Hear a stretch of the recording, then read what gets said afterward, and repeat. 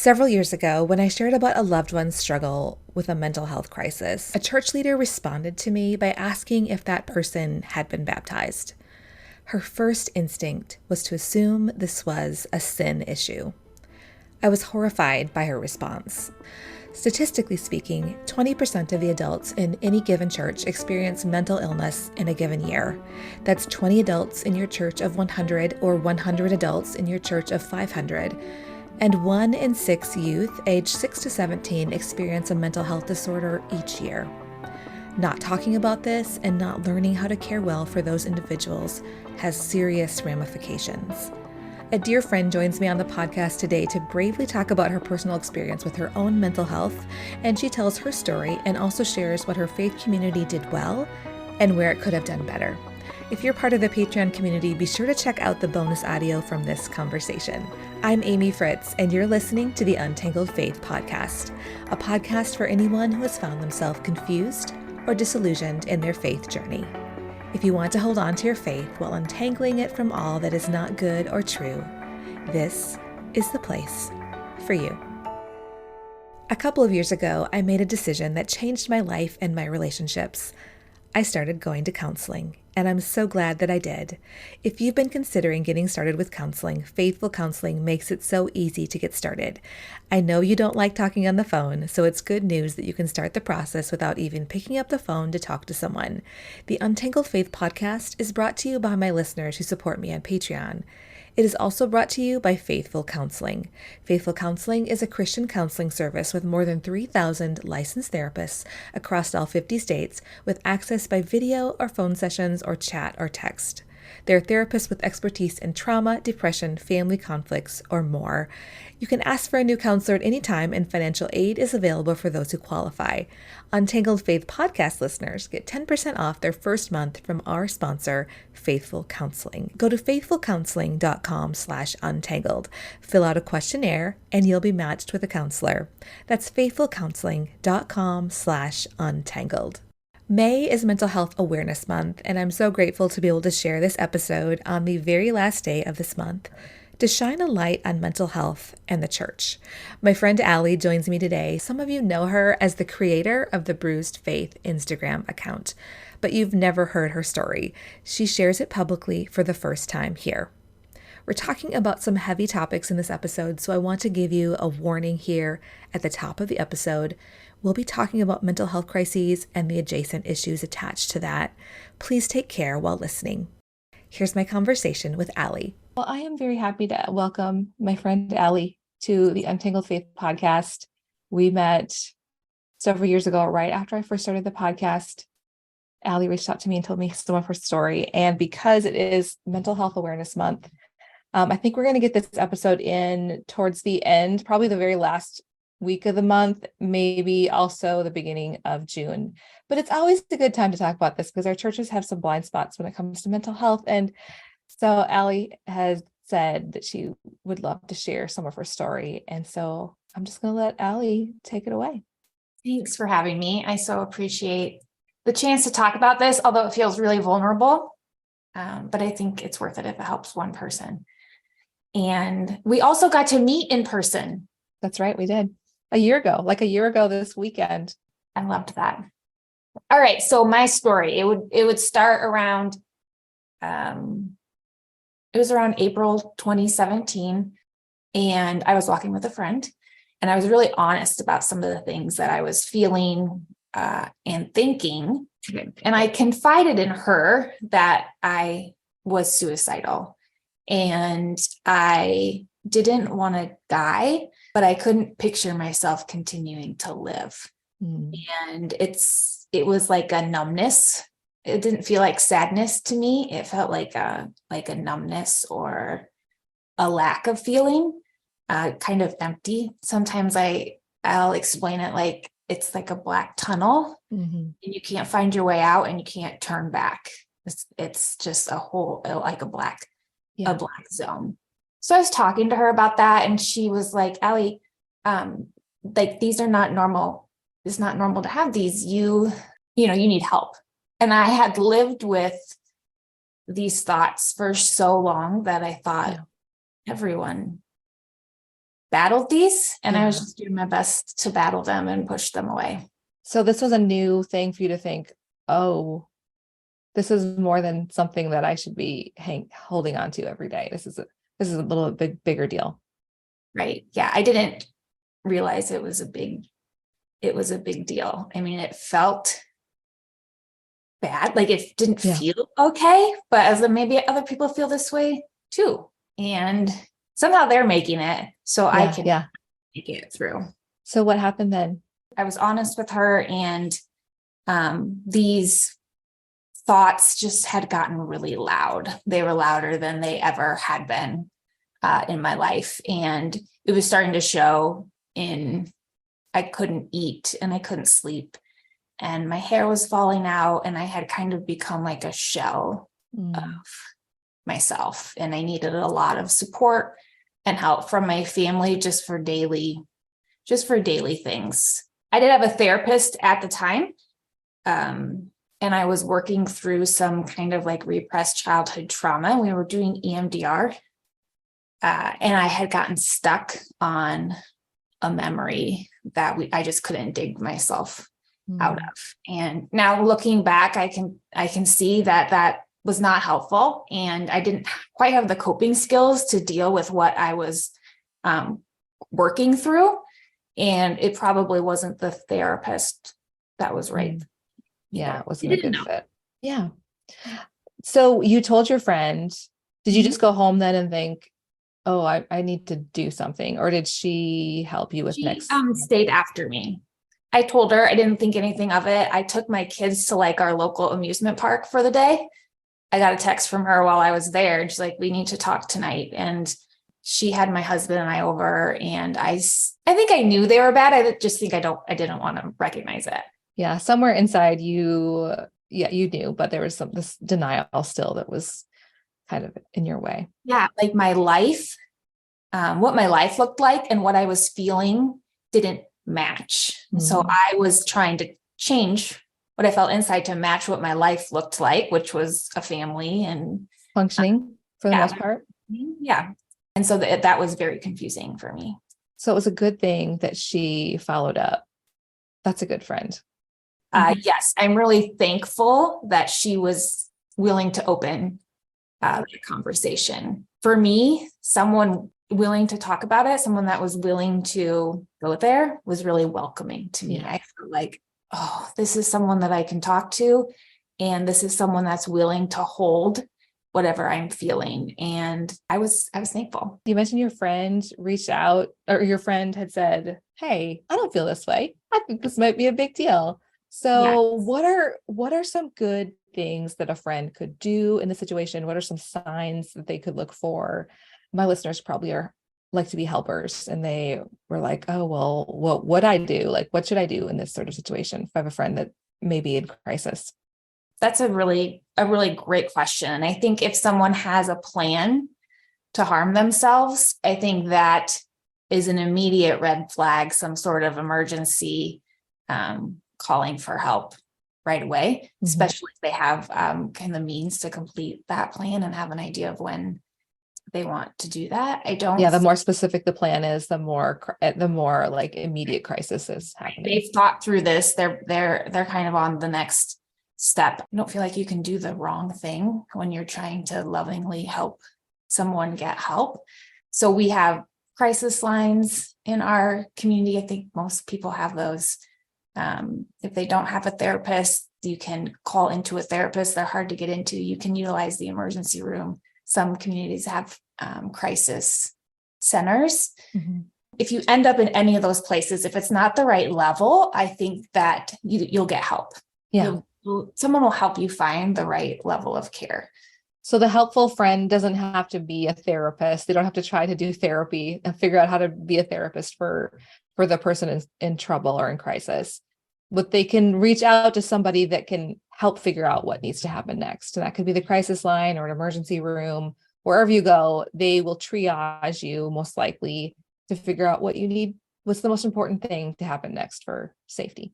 Yeah, I think it can be really hard to be that friend who supports that person. Yeah. I usually tell people that they need their own support people if they're going to So they're going to walk with someone. And that person, I know I did this, that person might get mad and frustrated. I didn't want to believe it. I pushed any help away. But that's okay. And it will be worth it. They just might not be able to see it at the time. I am now very, very thankful for the help that I got. In the moment, I was not. I think it's good to know that you don't have to know everything to be a helpful friend. If you just say, like, I think you had said, like, you could put a crisis line in one of the contacts in your phone. Yeah. So, I mean, that's just a real easy thing. And you can be like, oh yeah, I remember I put that in my phone. You can stay with the person until like the next plan is made with somebody that's really good in crisis situations. And that doesn't require skill. It just requires, I'll drive you to the place, or I'll sit next to you while we make the phone call. Some people may already have a relationship with a counselor, and so you could sit with them while they call their counselor's emergency line. And then they're if they have a relationship with the counselor and they realize it's an emergency, the counselor can then decide what the next best thing is. So you don't have to know all the things. You don't have to have like a degree or anything like that. Yeah, just holding space for that person and whatever thoughts, feelings, experiences they're having, holding non-judgmental space, I think, is one of the most helpful things you can do for someone. You finally move past the angry at your friend, and you found somebody that knew what you needed next. And so as you're working through different things, what was that process like for you? I went and did some intensive therapy. I learned a lot about myself. I learned a lot about mental health in general. And one of the biggest things that I learned just being in the mental health community was that the people that were also utilizing these services were just like me and you, and they were nurses and teachers. And I think I had a misconception in my head of who these people might be that I would be doing this with. And they're just normal humans like us. Which is interesting because you somewhere in your brain you thought that this is normal. Everyone experiences this. But while it is very common, it didn't mean that it wasn't something that needed to be addressed. So that is really good to know, because people can think, oh, well, now I realize I need help. And they could carry a stigma that says, not very many people need this sort of help. Yeah. And you learned that not everybody, but the people that you might bump into in the grocery store that you think have it all together could need the same sort of crisis intervention that you are sitting with. And I don't think people talk about it. I don't think you like share about your group therapy or your intensive, whatever you might have done. And that's kind of part of the stigma and the shame that's around it. But there are people utilizing these services, and they are just like me. Yeah. My brother had dealt with different issues with mental illness and depression. He passed away a couple months ago from pancreatitis, but through a lot of his health issues, he also dealt with a lot of depression. And there were different times where he had different levels of care, like you said. Sometimes he was hospitalized because he knew that he was a risk to himself, and that there were other like step down things that he experienced where he would do a thing where it was like his job to go to therapy, and he'd get dropped off at the place that would do like group sessions. And then he stepped down to just meeting with his own counselor. Sometimes these things will happen at the same time or overlap a little bit. Like you may do group and individual stuff. But the idea is that everybody has a different level of like, what is the immediate crisis right now? So, and everybody responds to different interventions. While they're trying to figure out what kind of medications might help at the same time. Sometimes you need more supervision when they're trying to figure out medication, and it's not because you're a terrible person your brain is completely broken. It just means, hey, we know that just like if somebody was dealing with cancer and this is like they're having a relapse and you're trying to figure out the medicine, we would do the same thing. And I think finding help and getting help is very hard. Our system hasn't made it easy for people. And so I think that's the hardest step. And I think the people that choose to do those things and recognize their need for those things are just so very brave. So very brave to step into a system that, might cause more trauma, be hard. You might not get the right help right away, but you're still willing to get the help in whatever form it comes, because you need it. If you're like some of us, probably like me, when you go through something that is this transformational, it changes you. It changes how you see the world, right, and how you want to make it better. Right. And so tell me what that was like for you then, as you are getting healthy and you're saying, what can I do now? Tell me about that.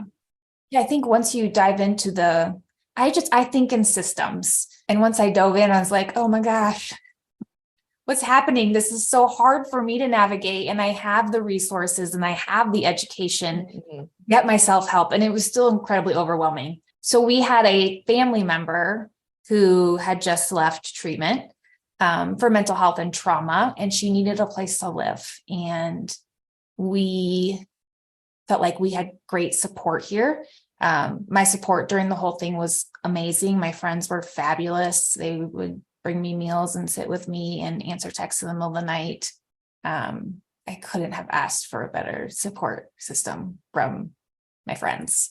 And so I was like, you should come here. We can support you for a few days. And I was able to find a place for her to live. That was not in our home.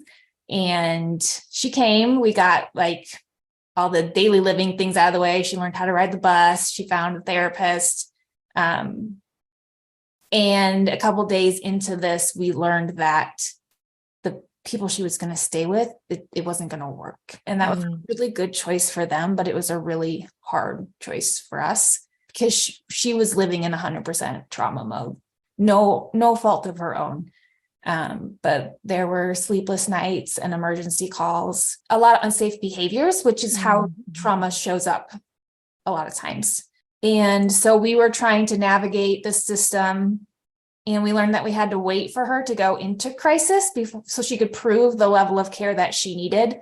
That's a really hard thing about mental health stuff. Oh, it's so hard. Before she could access services. So here we are, this 2 or 3 months where we were just trying to hang on, keep her safe, keep us safe until she could prove that she needed the level of care that she needed. I love that you were able to, you knew where to call, you knew what was needed because you'd walked through that. Right. And you knew that you had, how important it was that somebody walked through that with you. And that sparked a desire to make change for me. And I'm able to sit on different boards in our community and different advisory councils for hospitals and children's mental health, different things that I want to see. I want to make change. I want this to be easier for somebody else to get help. So I've been really lucky to be able to do those things. So tell me about then what that meant going forward for you with your church community. This seems like the perfect place to teach people about what it's like to deal with mental health things and have some sort of support systems in place. I began to talk to people who I felt were safe about my experiences. And I learned that there were a lot of people within my church community that struggled with the same things I did, struggled specifically with some of the really hard things that I was struggling with. A lot of people who had been pushed away at a really vulnerable or messy time in their life. And I wanted to see the church do better. I wanted, I thought we had the resources to do better. That's so hard though, to be in that place, to be like, okay, I have this fire in me, but to convince another like institution that maybe doesn't have the same passion. Right. I was passionate and maybe a little fiery. I was very, very close to losing my life to this. And if we can make a difference in one person, if we can talk about it, if we can break the stigma, I was willing to do that. During a really hard season, when we had our family member with us, one of my friends worked at the church, was our community group leader. And she came over to my house and said some really hard things. It felt very out of character for her. I was thrown off, and it was really confusing, and it was hard to hear. She told me that I was taking up too much space in her head, and that I thought my problems were huge, but to everyone else, they appeared tiny. And I thought I was too much. I believed I was too much after our conversation. And the previous summer, when I'd struggled, I was told a few times that people didn't know how bad things were. If I would have only been more open, talking about things. So I was open. Yeah, I was talking about how hard things were. I was letting people into, just some of the things that were going on in our house. And I felt like a burden. Yeah. And that's the last thing someone who's been open about their mental health wants to feel. You've already feel like you're a burden. And now I felt like I was being told that I was a burden. Yeah, that's such an isolating thing, because you know how important it is to be able to talk about things. And now, how do you win? I mean, you got in trouble for not talking. You got in trouble for talking. Who do you even talk to? Like, how did you move forward then? Right.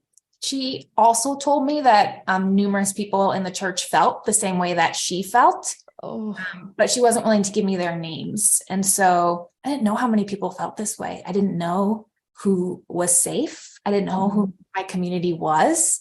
We were constantly going into crisis in our home, and I didn't have anyone to call to help me watch my kids while we went off to the emergency room and sat there for a really long time. And so after our conversations, we got together, we tried to reconcile a little bit. She did apologize, and I believe her. It was a couple months later, and by that point, it had just become a much bigger. About a week after we had our conversation, a pastor at our church contacted my therapist without my knowledge. wow. I didn't have a previous relationship with this pastor. I knew we were on a first name basis, and that's about it. It felt like he was taking my safe place from me. He was trying to insert himself into my safe place. I did wonder, like, maybe the therapeutic relationship or the ethics that surround therapy maybe weren't understood. I was told later by my therapist that he spoke very highly of the friend that I had been working to reconcile with, and he didn't ask anything about me. He also told my therapist at the time that I wasn't to talk to my friend. They called it a communication break, and I didn't really talk to anyone because I didn't know who I could talk to. I felt really, really lonely, and I didn't want to disobey anyone. I wanted to follow their rules. And so I did. I mean, my heart just feels heavy processing that with you. Feeling like this community that had been so supportive of you was suddenly taken from you. And even your safe counselor, like so many of these places that you had seen encouragement and support that were your lifelines, part of your whole lifeline system, were now cut off from you. Right. I wasn't really, like, I didn't know what I had done wrong. She had mentioned, like, what I felt like were a few annoyances of a text I had sent her. It was all between her and I. The friend. Yeah. I know at a later meeting, I said I felt like you kept a record of wrongs, and it was acknowledged, but it wasn't discussed any further. At a later meeting, the pastor had told my husband that my friend had reported to him that I was saying things that would not be appropriate for new guests or attendees to hear. And then he told my husband he didn't have any information farther than that. I still don't know. I still don't have any information farther than that. But when you have a church that's built on numbers, and the amount of people coming in the door is very, very important. These things happen when you're really focused on numbers. One of the things that was so heartbreaking and confusing about this situation is that Allie had spent 16 years in this church, and she had been cared for well when she was in a vulnerable place herself. But when she talked to others, she realized they didn't have the same experience of feeling cared for at their own vulnerable times in their lives. And that's what she had hoped to be an advocate for. This was the impetus for Allie to make the statement the church was not caring well for vulnerable people. Yeah, I mean, I think we've seen this happen. Like, even with good intentions, you could make some bad decisions. So yeah, while the church did a lot of great things for you, this one still was a bad. And like, what was I saying? I was talking about vulnerable people, and I was saying that I think our church could do better. And I took ideas to our leadership a few times. Our church had created a church planting network a few years before this. And so we were planting all these churches, sending teams out. And I felt like if our home church wasn't doing a great job of caring for messy and vulnerable people, if people didn't feel like they could be open, I didn't know how our church plants were going to do that in their communities. And when I spoke to other people within the church, I realized that I wasn't alone in feeling this way, that we could do better. And so we had a lot of meetings with pastors and elders. We tried really, really, really hard to stay. We did not want to leave our community. Those were our people. And I think they listened to us. There was one time where the pastor reported that he had timed how long I had spoke at an earlier meeting. And so we were given their time, but I don't feel like it was with a desire to understand or learn. I can think of no other reason except for that they had already decided you took up too much time, and they were going to tell you how much time it took. And that's what they did. Ooh, I don't like that. So my goal was to understand who my community was to put it all back together, and to talk about the communication break. That was not healthy. It didn't seem to model biblical restoration. Yeah. And I was actually told at a meeting that it was successful because my friend felt better when I wasn't talking to her. I just have a lot of thoughts. I just didn't know. I think they were trying to do the right thing, and the right thing for them is through the lenses of building a church and numbers. It wasn't the right thing. It was really harmful for me. But at this point, did I matter? Especially if I was seen as attacking or preventing the church from doing what they thought. I would be second guessing everything I said and being really worried in every meeting. Did I talk too much? Did I say the wrong thing? Did I share too little or too much? It's just an impossible situation to be in. Am I going to be called more things? Am I proving to them that I'm too much? Yeah. Even bringing up this consideration, I was nervous that here I am bringing up something that I think we should do better. Yeah. And is this making me appear more divisive? And it did. I was labeled divisive for sure. And we had a relationship with a pastor in the church. And so we were speaking to him about our situation. And he was one of the first people to say, I'm really sorry that this is happening. But the pastor, so the first pastor, is my boss, and I can't approach him. Both of these pastors were considered elders. And so there you have a business model where it's all going to the top. It's a top-down approach. And there isn't accountability when the pastors are worried about the job structure. Yeah. Because speaking up for you, even if they agreed with you, might cost their job. That was not a risk that person thought that they should be making, apparently. That's really sad. Yeah. So in the end, they didn't have any issues with anything that had happened. They didn't think they had done anything wrong. Is that what you're saying? Yeah. So Okay. the friend who had approached me at the beginning it was called righteous anger. And I was told of all these exemplary things that she had done when he was trying to explain to me that it was righteous anger. But it also inferred that I was not exemplary. I'm not exemplary. I don't think anybody is. But it was obvious to me that the ministry that we were doing in our home, loving someone who's really struggling, it didn't matter if this kind of thing is going to happen. So we can't sit under the authority of these people anymore. And I realized this is why people don't talk. This is why people don't say what's really going on. This is what they're afraid of. Their worst fear is there'll be too much. And sometimes people confirm the worst fear. Right. The pastor had only heard about my life. I'd never really spoken to him. And my life looked like a mess, like an absolute mess. And that's true. That's what it was. But I can only assume that there was some decisions made in this process based on how he felt about the situation. Yeah. I mean, based on his small picture of who you are, that's all he had to go off of. I've experienced things that I think some would label much harder than spiritual abuse, but I think that this experience has been the hardest to recover from of anything that I've experienced. Yeah, well, it mixes up your faith and your mental health crisis and the place where you feel the weakest.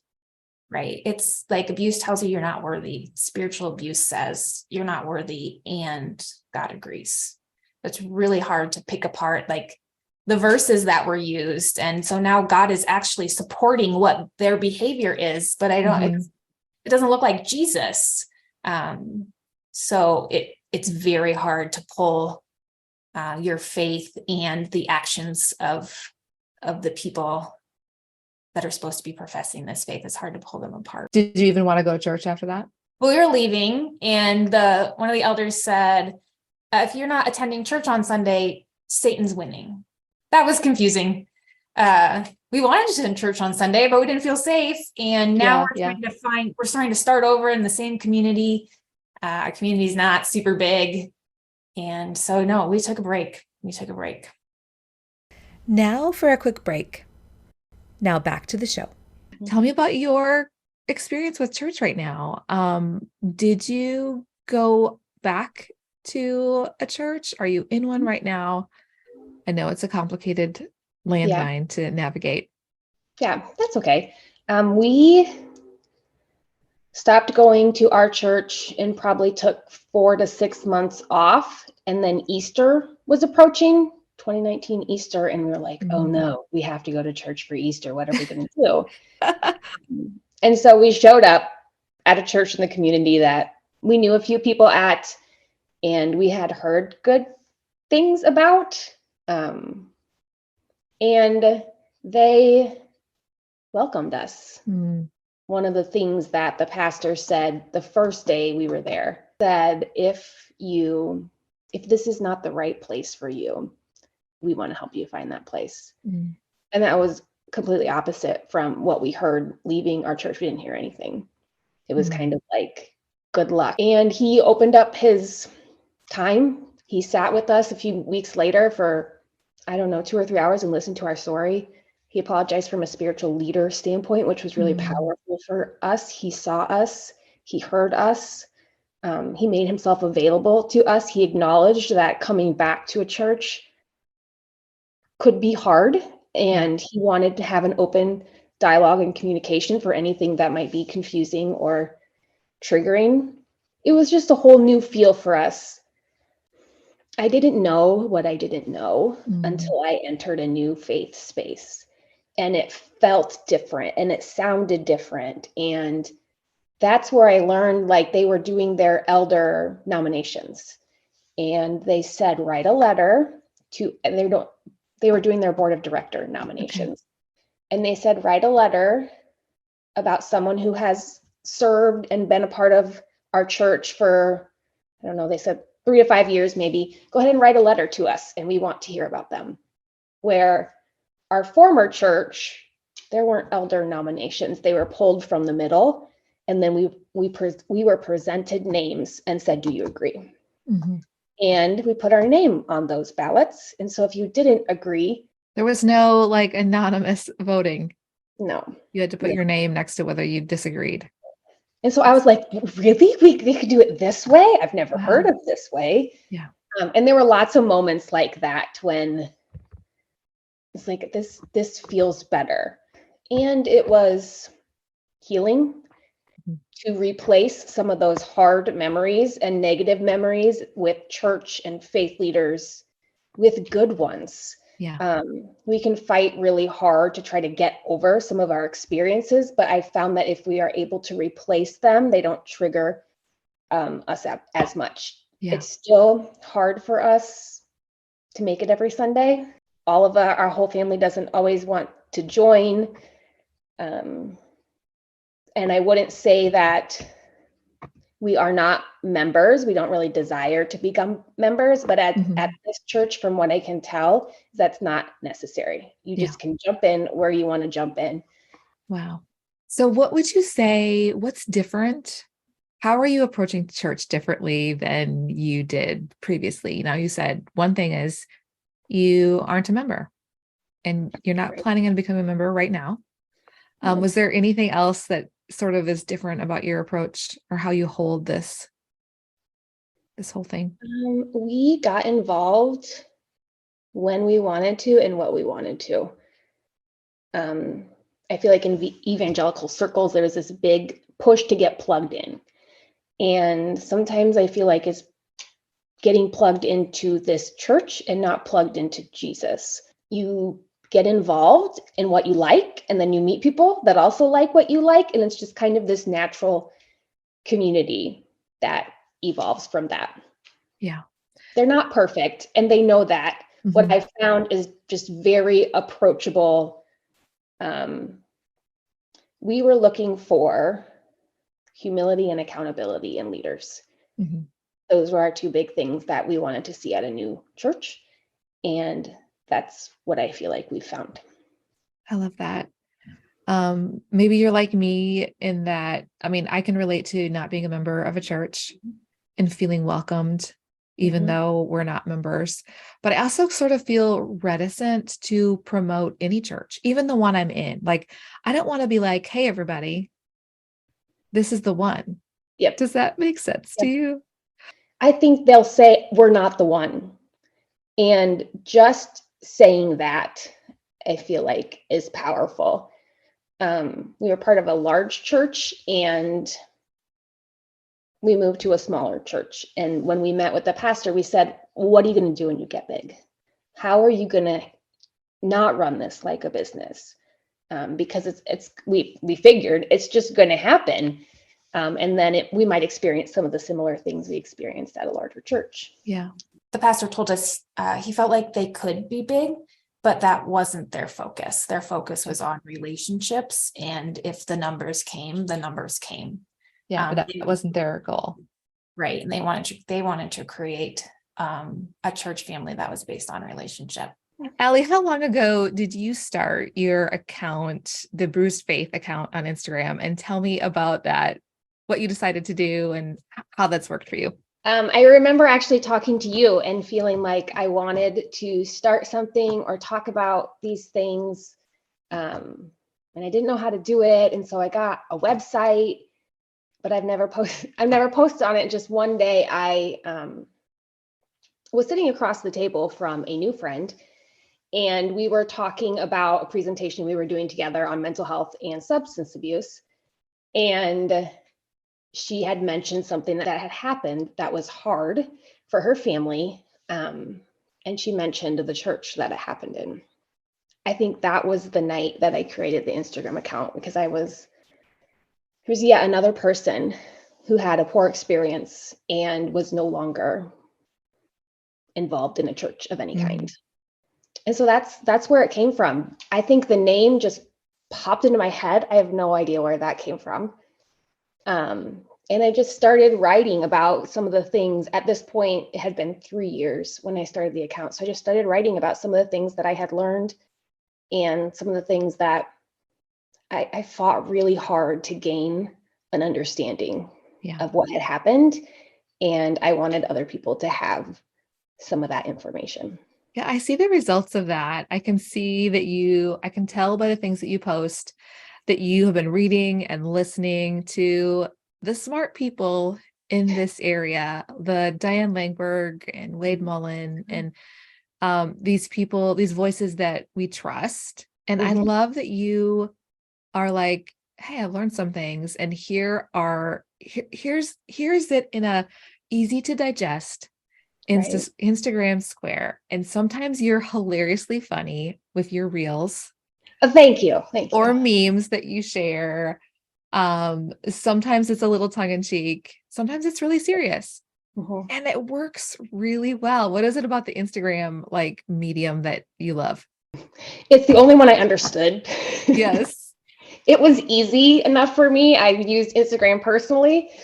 It's pretty much the only social media that I've ever used. I wanted to give people a place that they could land if they were confused. Like, here's a bunch of information. If you're confused, wondering, doubting, then take what you need, and whatever hits you right. It's there for you. I do like making reels. Sometimes you just have to laugh about your experiences, and I can get sarcastic. So that's where those come from. Yeah. It was easy.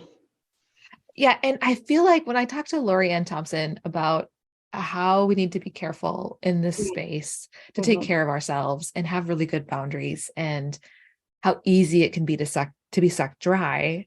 I see this as your like act of defiance and creating something fun and useful that's life-giving for you. Does that sound right? It has been good for me to write. I don't consider myself a writer. It has been helpful for me to write through some of these things. And you're a creator.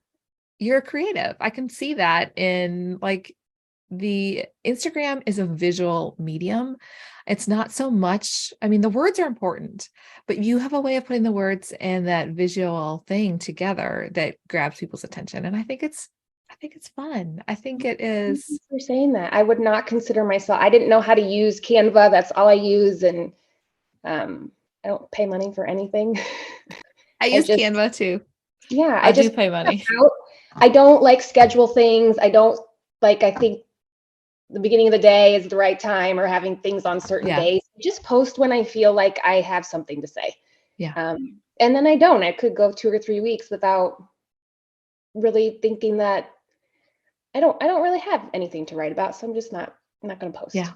No pressure. It's not like you're trying to make your living, support your family, make it into anything else that's like, keep the pressure off.